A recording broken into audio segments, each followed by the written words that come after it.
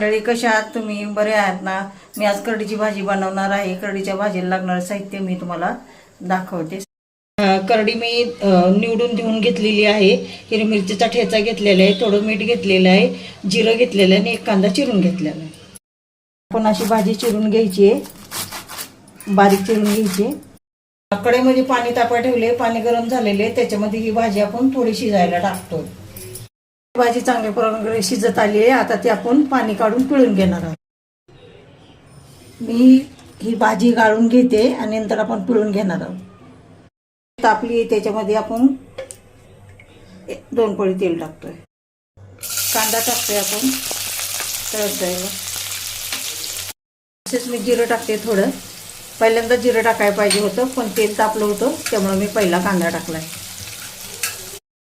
मी छोटा चमचा वाटलेली मिरची टाकत आहे, ठेचा. तसेच ती उकडून पिळून घेतलेली भाजी पण ह्याच्यामध्ये टाकते.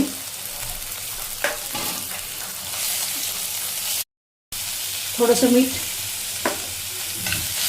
मिरची वाटताना मीठ टाकलेले त्यामुळे मी थोडंच मीठ टाकले. आपली भाजी तयार झालेली आहे.